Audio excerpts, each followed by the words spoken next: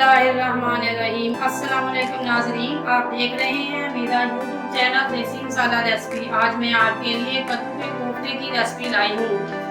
इनके लिए हम जिन मसाला जात की ज़रूरत है वो ये है। मेरे पास ये 4 कद्दू हैं, 1 किलो कद्दू, ये 2 से 3 टमाटर हैं, 2 प्याज, 4 से 5 हरी मिर्च, 2 टुकड़े अदरक के, 6 से 7 जवे लहसुन के।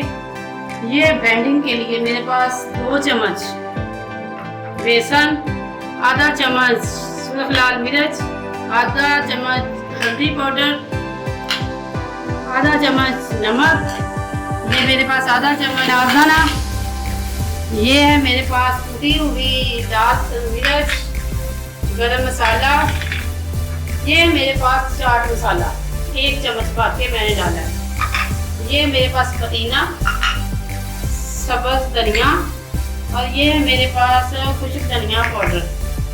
आइए हम अब चलते हैं कोफ्ते की रेसिपी की तरफ।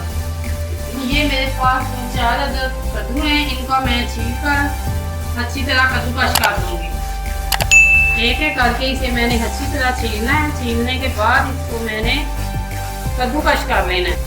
बिस्मिल्लाहिर्रहमानिर्रहीम। ये देखें तो ये जो कद्दू है 1 किलो, इनको मैंने धोकर छील कर अब इसे कद्दूकश के जरिए इसे कद्दूकश करना। एक एक करके तमाम कद्दूओं को हमने क्रश कर लिया है।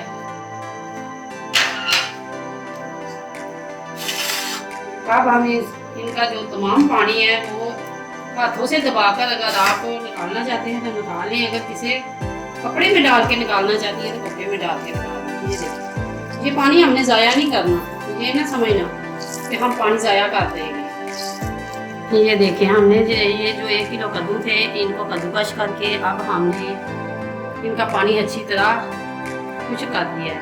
जो इससे के अंदर से पानी निकला है वो आप देख सकते हैं, ये है पानी।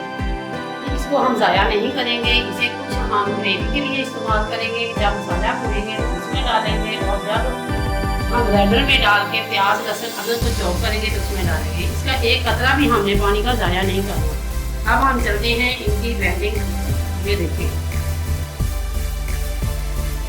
बिस्मिल्लाहिर्रहमानिर्रहीम। ये मेरे पास हरी धनिया है, ये मैंने डाल दी।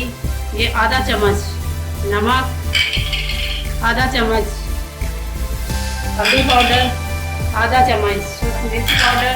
ये मेरे पास नादर है, इसको मैंने धोकर साफ करके रख लिया है। ये आधा चम्मच, ये आधा चम्मच गरम मसाला पाउडर, ये जो कुटी हुई लाल मिर्च है आधा चम्मच,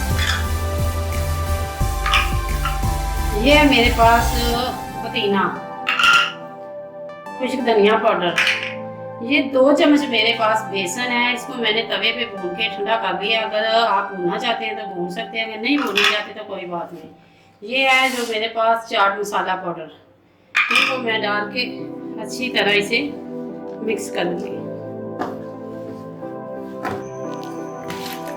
ये देखिए, अब हमने तमाम जो मसाले डाल के इसे अच्छी तरह मिक्स कर लिया। अब हम इनके कोफ्ते बनाएंगे। ये देखिए, ये आप पे डिपेंड करता है कि आपने कोफ्ते का साइज क्या रखना है। मैं तो ना इतना बड़ा ना छोटा, दरमियाने साइज का रखूँगी।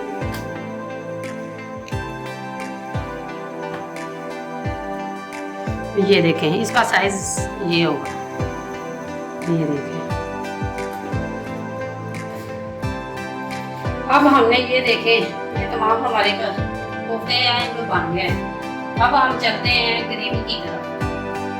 ये जो 2 प्याज है मेरे पास, इनको बारीक बारीक मैंने चॉप के जार के अंदर डालना है। इसी के अंदर ये जो मेरे पास 4 मिर्चें 5 हरी हैं वो भी मैंने डाल देनी है। ये जो लहसुन के जवे हैं ये भी मैंने इसके अंदर जग के डाल देने हैं। और ये जो 3 टमाटर मेरे पास पड़े हुए हैं, ये देखिए, ये भी मैंने जग के अंदर ही डाल देने हैं। ये प्याज, अदरक, ये देखिए अदरक के जो 2 टुकड़े हैं ये भी मैंने जग के अंदर डाल दिए। जो मेरे पास बचा हुआ कद्दू के अंदर से जो पानी निकला था, ये देखिए, इसका रंग आप देख रहे हैं, ये बड़ा बड़ा ऐसा हो गया। ये देखिए, इससे मैंने इसे ब्लेंड करना है। ये पानी हमने बिल्कुल ज़ाया नहीं करना, ये ताकि ये पानी खत्म नहीं हो जाए, वो हम इसके साथ ऐड कर देंगे। ये देखिए आग हमने जला ली है, ऊपर हमने कढ़ाई रखी है। इसके अंदर घी में डालेंगे सिर्फ 3 से 4 चम्मच। जब घी हमारा गर्म हो जाएगा तो जो मैंने लहसुन, प्याज, अदरक, टमाटर, हरी मिर्च को चॉप किया था वो इसमें डाल के अच्छी तरह भूनेंगे। घी हमारा जो है वो गर्म हो चुका है और उसमें कड़कड़ाने की आवाज़ें आ रही हैं। ये जो मेरे पास ग्रेवी थी मैं इसे इसके अंदर डाल दूँगी।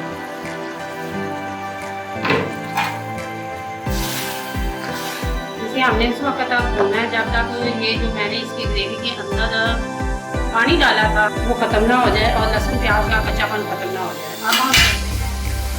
अब हम चलते हैं कोफ्ते तलने की। ग्रेवी हमारी तैयार हो रही है और साथ ही हम कोफ्ते तैयार करते हैं।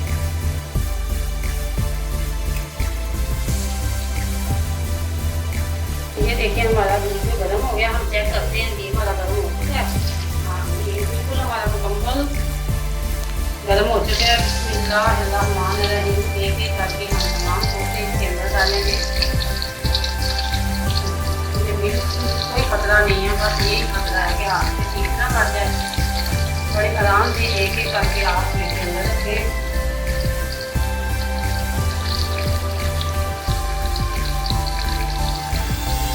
जब हमने घी को गर्म किया तो हमने फ्लेम को बहुत हाई फ्लेम पे रखा।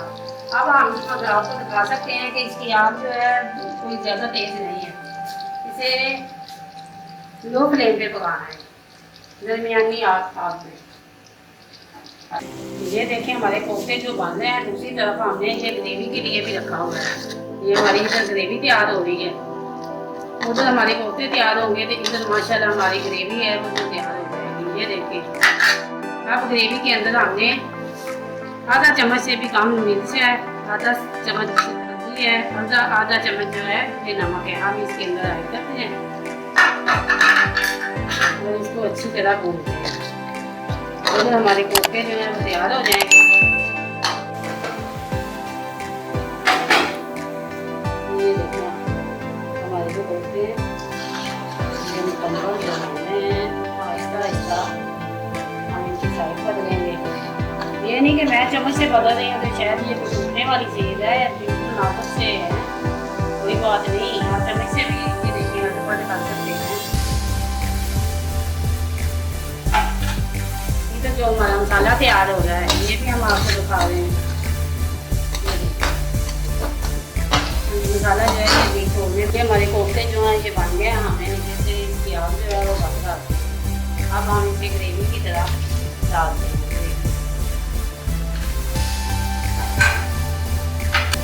इसमें मैंने घी बहुत कम डाला था इसलिए मैं इसे घी के साथ ही डाल देती हूँ।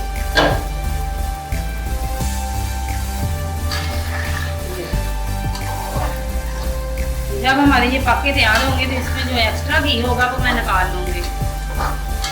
ये देखिए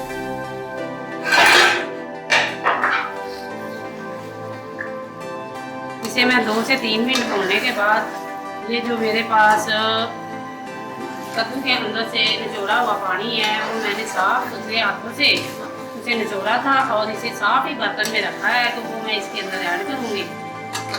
ये देखिए हमने ये भून का हमारा जो घी है ये मुकम्मल अलग हो गया है और अब हम इसके अंदर 1 गिलास पानी बनाएंगे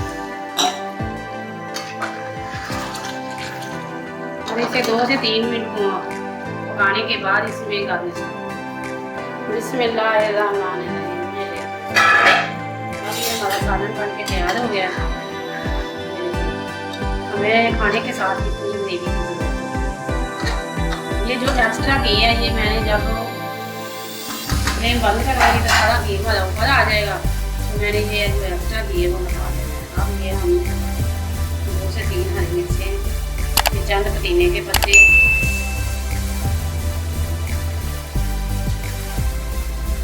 और ये हरी धनिया,